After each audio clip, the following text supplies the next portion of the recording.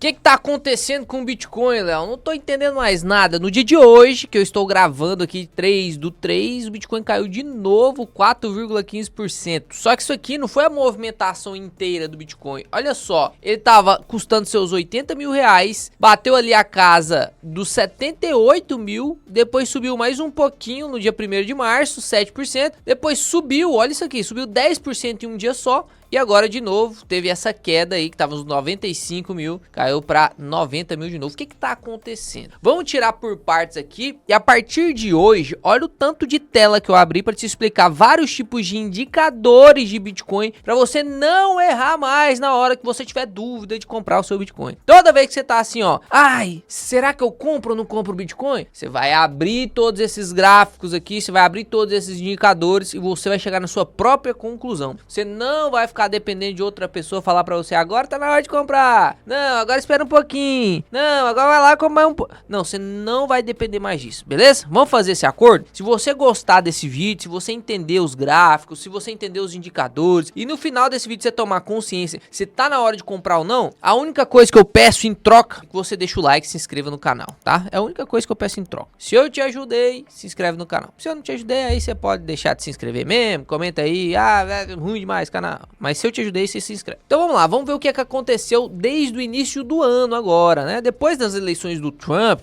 lá em novembro, que teve essa alta histórica aqui em outubro, lá que subiu os seus 50 e poucos %, a gente iniciou o ano e em janeiro tava custando 93 mil dólares o Bitcoin. Hoje a gente tá na casa dos 90 mil dólares. Então quem comprou lá em janeiro agora tá em prejuízo, né? E você que não comprou em janeiro e tava pensando que tinha perdido a oportunidade, agora você tem uma nova oportunidade de comprar ele a 90 mil dólares. A gente já viu romper a casa dos 100 mil dólares várias vezes, ó, uma vez, 2 vezes, 3 vezes, 4 vezes. Então a casa dos 100 mil dólares já foi rompida, já foi testado isso aí e volta e meia tem essa queda. Então vamos entender o que aconteceu nos últimos 5 dias, porque o Bitcoin tá ali na casa dos 85 mil dólares e subiu de uma hora para outra 10%, batendo ali a casa dos 95 mil dólares. O que foi isso? O que gerou essa alta que todo mundo tava comentando ontem? Foi essa notícia: o Bitcoin salta e atinge lá seus 91 mil dólares, no caso bateu até 95 mil dólares com a declaração do Trump sobre reserva de criptomoedas. O Trump anunciou o seguinte: 3 criptomoedas devem ser incluídas na nova reserva estratégica de ativos digitais dos Estados Unidos, aumentando o valor de cada uma delas nas negociações de mercado. O Trump afirmou nas redes sociais, em sua ordem executiva de janeiro, sobre a criação de uma reserva estratégica que incluiria XRP, Solana, Cardano e, lógico, Bitcoin também, injetando assim otimismo no mercado. E ele ainda completou: vou me certificar de que os Estados Unidos sejam a capital mundial das criptomoedas. Isso aí fez com toda certeza que todas essas moedas citadas desempenhassem assim absurdamente uma valorização. A gente viu isso acontecendo no Bitcoin e olha só os gráficos das outras criptomoedas. Esse aqui foi o salto de valorização da Solana, esse aqui foi o salto de valorização da Cardano e a mesma coisa a gente viu no Bitcoin também. Então, primeira causa da subida você entendeu, que foi o anúncio do Trump. Querendo ou não, a grande potência mundial que é os Estados Unidos anunciar que vai ter sua reserva em algum tipo de ativo, seja criptomoeda, seja qualquer outro que fosse. Se falasse assim, nós vamos acumular agora na nossa reserva de valor HGLG, o HGLG ia subir, meu amigo, porque é sem sombra de dúvidas um movimento especulativo. O pessoal tá comprando não é porque o fundamento do ativo melhorou, não, o pessoal tá comprando pela especulação de que, pô, quando os Estados Unidos começar a comprar, vai pressionar o preço para cima, se eu tiver posicionado antes eu vou ganhar mais valorização. Então essa é a justificativa da alta recente. Porém, o que aconteceu hoje? É sobre isso aqui que eu quero falar com vocês. O pessoal viu subindo até os 95 mil e agora tá tendo realização de lucro. Teve muita gente que comprou ontem, tá vendendo hoje. Imagina só, uma pessoa colocou 1 milhão, valorizou 10%,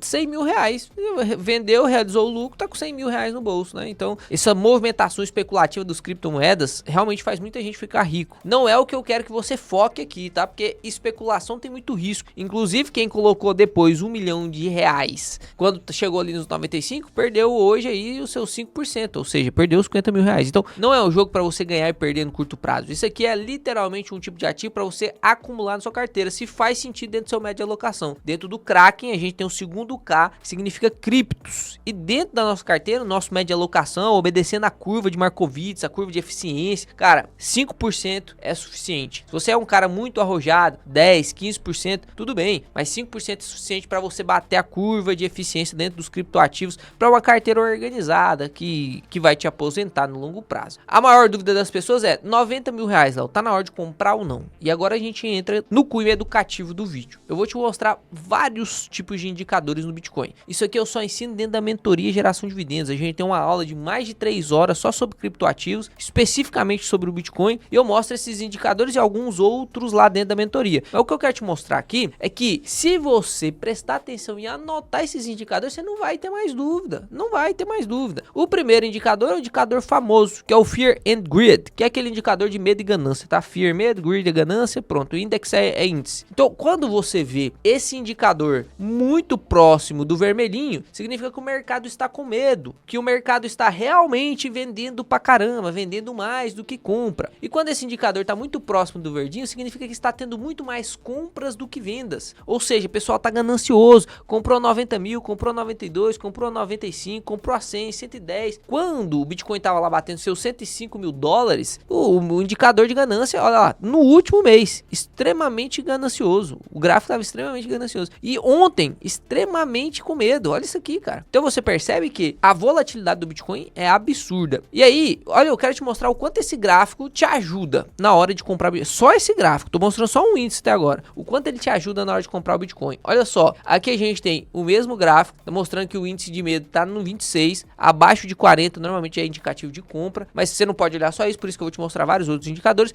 Mas o que eu quero te mostrar aqui, dentro desse gráfico lindo, é que, perceba, toda vez que esse índice de medo está vermelhinho ou laranjado, olha só o que acontece, ó, vermelhinho alaranjado, olha lá. Subiu. Vermelhinho alaranjado, ó, subiu. Vermelhinho lá, ó, índice de medo 20. Tava aqui, ó, índice de medo 22. Olha o que aconteceu. E quando o pontinho tá verde, quando o pontinho tá aqui extremamente ganancioso, olha o que aconteceu também. Tava verdinho, caiu. Tava verdinho, caiu. Tava verdinho, caiu. Tava verdinho, caiu. Foi o último agora, a última movimentação. Tava verdinho, caiu. E agora tá muito, mas muito vermelho de novo lá. Amarelinho, laranjado, né, tá vermelhinho de novo. Todas as vezes que ficou vermelhinho, não necessariamente subiu de uma vez, né? Aqui, por exemplo, ficou vermelho. Olha lá o índice de medo, 20 mil dólares. Lá em 2022, ó, 20 mil dólares estava custando o Bitcoin, o índice de medo estava em 10 e mesmo assim ainda continuou caindo, bateu ali os 15 mil dólares, imagina você, em 2021, 15 mil dólares, será que você compraria? Será que você voltaria no tempo aí para comprar? Será que daqui 2, 3 anos a gente gostaria de voltar no tempo para comprar ele hoje a 90 mil dólares? Então tá lá, ó, 15 mil dólares, o índice de medo 21, depois o que aconteceu? Subiu. Quando bateu ganância, caiu de novo, bateu medo, subiu de novo, bateu ganância, caiu de novo, ou seja, normalmente, em 90% das vezes, 95% das vezes,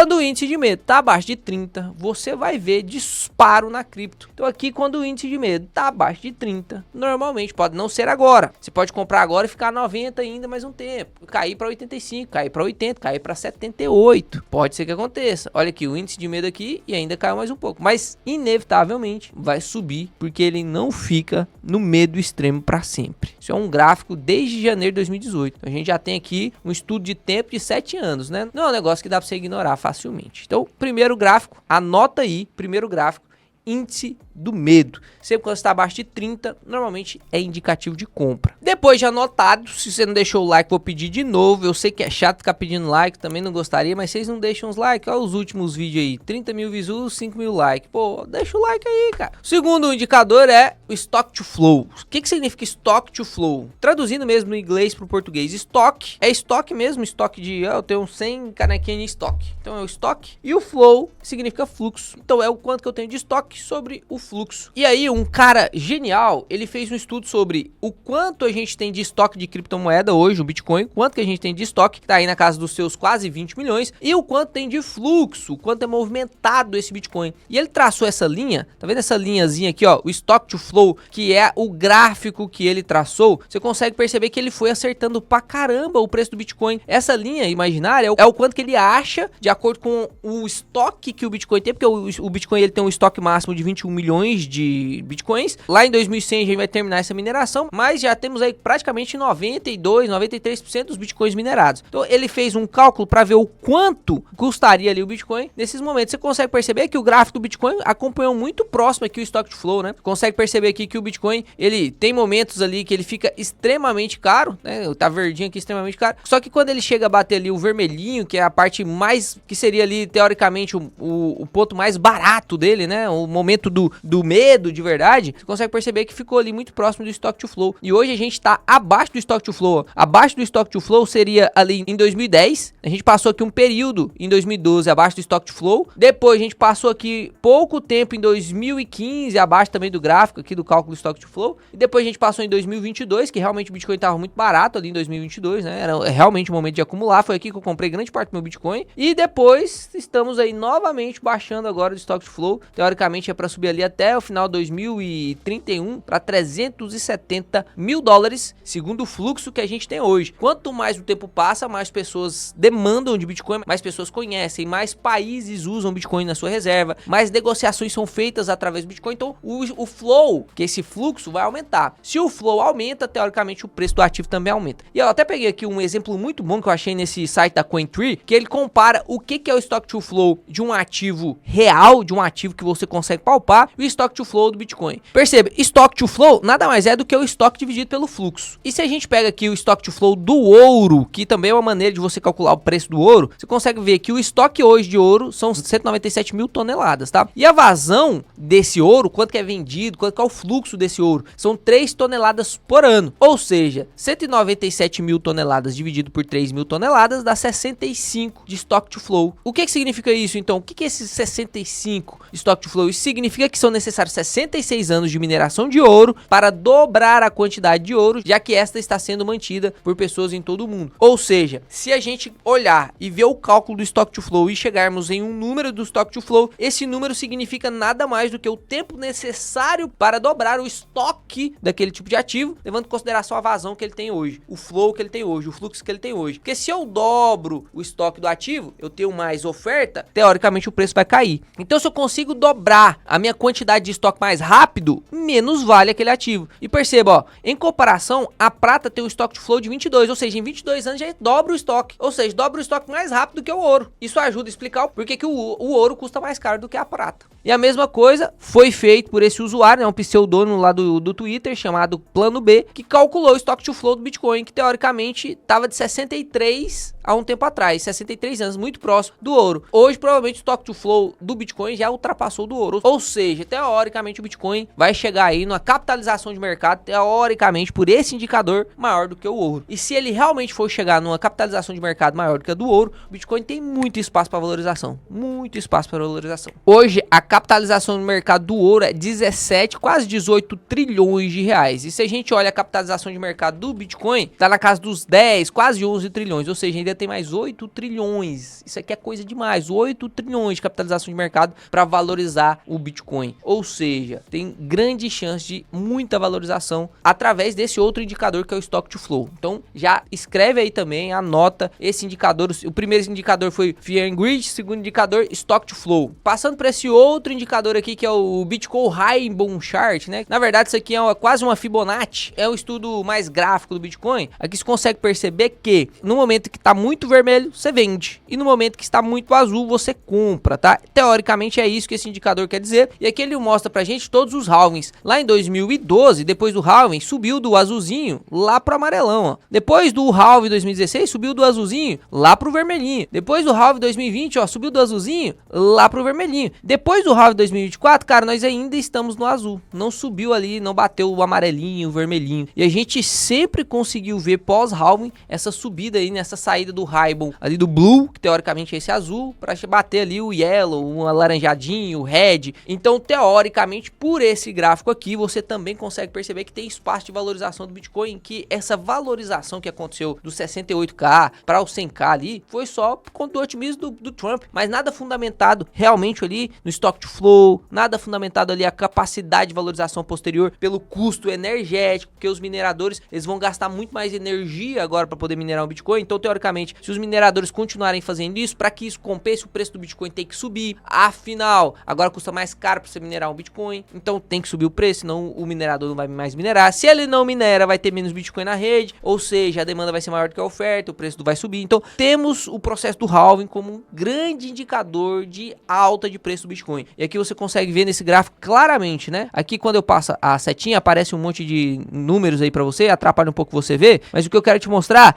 é literalmente isso. A gente não está numa faixa, né, amarela ou laranjada pra gente se preocupar em vender Bitcoin agora. A gente tem que se preocupar em comprar e acumular mais agora, porque literalmente a gente consegue ver desde 2010 ali que a tendência é sempre de alta. O Raibon, ele foi dando uma diminuída, né? Porque antes ele era muito mais exponencial, porque no começo realmente o potencial de valorização era bem maior, mas ele vê e prevê aqui uma Fibonacci de aumento de preço até 2040, né? Só que vai encurtar mais esses picos, esses abruptos aí de... Não vai pular de 100 mil para 300 mil, né? Como pulou ali de 100 reais, de 100 dólares para 300 dólares, para 1.000 dólares. Mas você consegue ter aqui clara noção de que quando posterior ao halving, que aqui bateu ali mais ou menos um ano, a gente atingiu uma máxima. Aqui em 2018, depois de 2 anos também, batemos outra máxima. Depois do halving 2020, em um ano também bateu a máxima. E aqui a gente vai completar um ano de halving em abril agora. Faltou um mês pra gente completar um ano de halving. E aí a gente ainda não bateu a máxima. Não batemos a máxima ainda. Ou seja, será que vai vir essa máxima? Ou será que realmente estamos num cenário muito diferente do que foi os outros? E realmente agora tá muito mais pessimista do que antes? Na minha opinião, a gente tá muito mais otimista com o Bitcoin do que antes. Porque agora a gente vê até países tentando negociar em Bitcoin. Ou seja, um país comprar Bitcoin é totalmente diferente de eu e você comprar Bitcoin. Concorda comigo? Eu posso até comprar um Bitcoin, 500 mil reais. Eu vou ter um Bitcoin na minha mão. Mas um país, cara, ele vai ter muito. É muito Bitcoin na mão dele. Ou seja, isso pressiona preço, né? ETFs que foram lançados aí, disponibilizados nos Estados Unidos no ano passado. O crescimento dos ETFs de ouro demorou cerca de uma década. Do Bitcoin já deu estouro no primeiro ano. Imagina quando isso ficar mais comum ainda, muito mais fácil para as pessoas investirem, vai aumentar ainda mais a demanda por Bitcoin, né? Ou seja, 90 mil parece até muito barato agora, né? Mesmo você tendo olhado para ele a 78 mil dólares daqui a pouco. Será que vale a pena mesmo você esperar cair para 78 mil dólares de novo para depois acumular? Ou será que vale a pena você comprar agora olhando todos esses indicadores? E se cair para 78 mil, você compra mais? Porque pode ser que ele não caia e você perca a oportunidade de entrar 90k agora, e aí depois você só vai ter a oportunidade de entrar quando tiver lá nos seus 110, 140, 150. Então tem que ficar esperto com isso. Então esse outro indicador aqui, que é o Raibon, mostra pra gente que a gente tá num momento agora onde o Bitcoin teoricamente não está caro. Anotou? Já passei 3 indicadores, cara. Se você assistir um vídeo onde eu te passo e te explico uns 5 indicadores de Bitcoin, se eu explicasse 2, só os 2 primeiros já tava bom, já tava suficiente. Provavelmente você ia até gostar mais do vídeo, que o vídeo ia ser rapidinho. Pra você que tá aqui até agora, você quer aprender de verdade, já tem mais de 15 minutos aí, não sei quantos minutos já tem o vídeo, você tá aprendendo pra caramba, eu tenho certeza. Vou te passar mais 2 ou 3 indicadores aqui. Então você...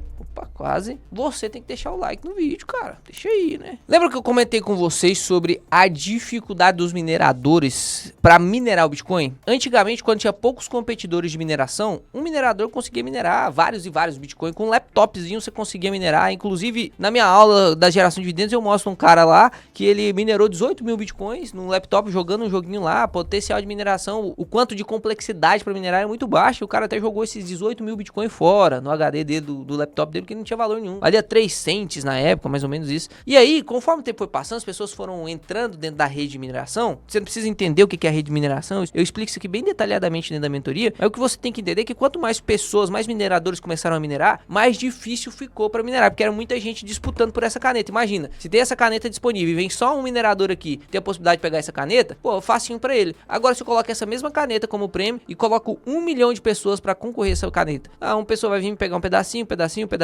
mas realmente vai ficar muito mais difícil de uma pessoa que tem baixo potencial computacional minerar essa caneta, né, de pegar esse prêmio. Ou seja, conforme a dificuldade vai aumentando, mais gasto energético é necessário e mais o preço do Bitcoin tem que subir. Aqui nesse gráfico a gente tem a dificuldade, esse gráfico é importante, a dificuldade da mineração de criptomoeda e o preço do Bitcoin. Você consegue perceber aqui que a dificuldade ela subiu, que é essa linha em amarelo, ela subiu muito mais rápido do que o preço do Bitcoin. Aqui você consegue ver o preço, olha, a dificuldade estava de 12.9, enquanto enquanto o preço estava de 7 mil dólares. E aí essa dificuldade ela foi subindo, subiu para 17.3 terahashes, e aí você ainda tem ali um preço de 9 mil dólares. Conforme o tempo foi passando, esse preço foi subindo. Olha lá, a dificuldade ainda estava de 21.9 terahashes quando o preço estava em 58 mil. Hoje, perceba, a dificuldade subiu pra caramba, muito mais minerador, muito mais custoso, muito menos Bitcoin para minerar. Depois dos halvings, você quebra um bloco e tem menos Bitcoins. Hoje a gente tem aí 450 Bitcoins só por bloco. Até ano passado era 900 Bitcoin por bloco, ou seja, era muito mais fácil. Ao invés de ter só 450 canetas, tinha 900 canetas por bloco. Então você consegue perceber que a dificuldade foi subindo e o preço também foi subindo, né? Só que a gente consegue ver que hoje a dificuldade, ela alcançou o preço. Ela alcançou o preço. Ou seja, historicamente, desde 2011, a gente viu uma diferença muito grande entre dificuldade e preço. Porque se a dificuldade estiver muito próxima do preço, a gente percebe que faz menos sentido para os mineradores minerarem. Se eles param de minerar, tem problema na rede. Ou seja, vai ter muito menos Bitcoin disponíveis e isso vai fazer com que a oferta seja menor, logo vai ter alta do preço. E normalmente o que aconteceu dentro dos outros halves foi os mineradores, que são as grandes pessoas, as grandes instituições que mineram novos Bitcoins, eles seguram esse Bitcoin, ou seja, não vendem esses Bitcoins até que esse Bitcoin suba de preço para que valha a pena para ele vender. Ou seja, não vai ter oferta até que suba o preço ao preço que eu quero realmente. E aí quando subir ao preço que os mineradores estão dispostos a vender, sei lá quanto que é, 120, 140, 150 mil dólares hoje, aí os mineradores vão despejar no mercado. Então isso aqui nos mostra, com esse gráfico de dificuldade de mineração e de preço muito próximo um do outro, mostra que tem mais chance de alta ainda do Bitcoin, né? Porque a dificuldade ela não pode ficar colada assim com o preço, porque senão a tendência é que a diminuição da mineração aconteça. E por último, quero te mostrar um indicador que é muito, mas muito importante na minha opinião, que é o múltiplo de Mayer. O múltiplo de Mayer é uma média móvel dos últimos 200 dias. E o que essa média móvel nos mostra? Eu vou pegar o preço do Bitcoin hoje, que tá 93 mil dólares, e eu vou dividir pela média móvel dos últimos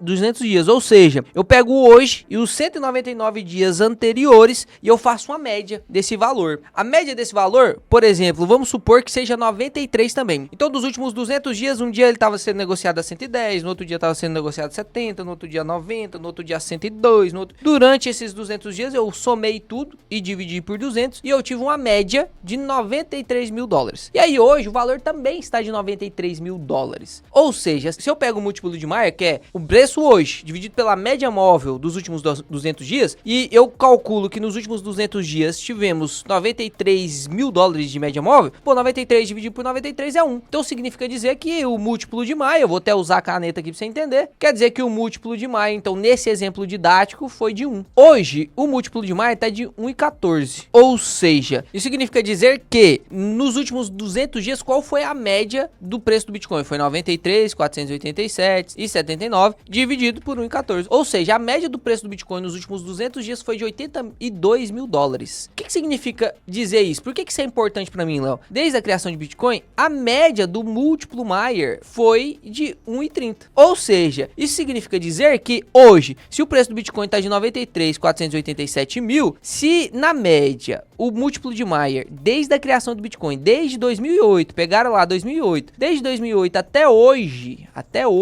o múltiplo de Mayer, na média, ele ficou em 1,30, ou seja, 30% acima da média móvel dos últimos 200 dias. Isso significa dizer que a gente achou qual foi a média dos últimos 200 dias, que é o 93.487 dividido por 1,14. Essa é a média dos últimos 200 dias. Só que, normalmente, ele fica 30% acima disso, ou seja, mais 30% vai dar 106 mil dólares, ou seja, significa que o Bitcoin tem até esse espaço para subir tranquilo até a média do múltiplo de Mayer. Muitas pessoas, inclusive, usam um múltiplo de Mayer de 2 para falar que, pô, se tiver abaixo de 2 eu compro, se tiver acima de 2 eu não compro. Inclusive aqui você consegue perceber nessa tracejada verde que seria ali o momento ideal para você vender. Quando passa ali do verdinho você tem que vender, mas quando abaixo do múltiplo de Mayer de 1 é muito bom para você comprar. comprar, né? Quando tá abaixo de 1. Muito, muito, muito bom para você comprar. Mas até abaixo de 2 dá para você comprar, que você fica ainda bem posicionado. Aqui a gente tá muito próximo do 1, né? Estamos muito próximo do 1. Perceba, a gente tá 1.14 e só para bater a média, que seria o PVP ideal do Bitcoin, né? Como se fosse o PVP ideal do Bitcoin, a gente teria ali uma possível alta até os 116 mil. Aí agora eu quero que você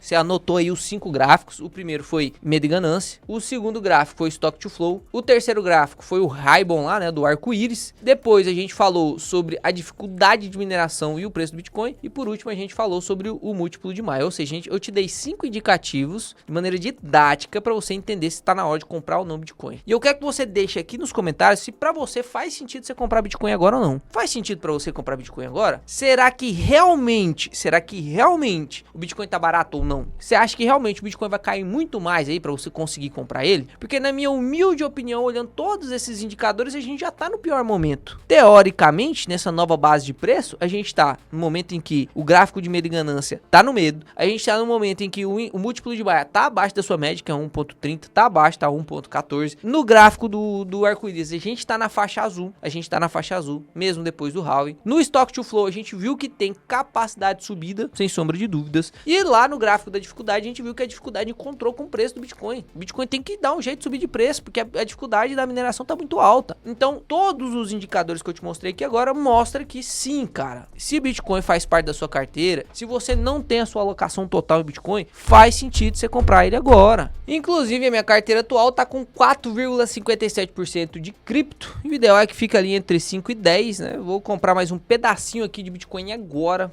junto com vocês, para mostrar para você que, na minha opinião, realmente tá barato. E que sempre que houver espaço para comprar, faz sentido você comprar. Já mostrei para vocês que eu uso a técnica de investir em Bitcoin e em ETFs nesse momento através dos meus dividendos. E o dividendo desse mês foi realmente absurdo, né? Olha lá, 11.689. Quem tá me acompanhando lá desde o início, deixa nos comentários aqui quem tá me acompanhando lá desde o início, quando eu ganhava R$7, lá no mês 6 de 2021, quando o canal chamava ainda Invest Money. Invest Money, era outro canal, não era desse aqui. Quem é que tá aqui que me acompanha lá dessa época? Porque esse cara é raiz. Ou seja, para eu bater aqui os meus 5% de criptomoeda, eu deveria investir mais 5.627 em Bitcoin. É o que eu vou fazer aqui agora. Então eu acabei de fazer a compra aqui, vou deixar inclusive o print, o editor vai deixar aqui para você ver que eu comprei esse valor que a gente calculou para hoje na minha carteira, nesse exato momento, ter 5% em criptomoeda. Vou deixar por enquanto esse valor, que estou rebalanceando minha carteira mais focada agora em ETFs. Com os dividendos a gente tá sempre investindo em ETFs. Tem uma justificativa para isso. Se você quiser saber, é só você clicar no like, se inscrever no canal, porque aqui você vai aprender pra caramba, meu amigo. Se eu cumprir com o meu dever, que foi te ensinar como que você analisa esses 5 indicadores, cumpra com o seu dever, que é só deixar o like e se inscrever no canal. Espero que você tenha gostado do vídeo. Até mais, investidores. Até o próximo vídeo, que será excepcional.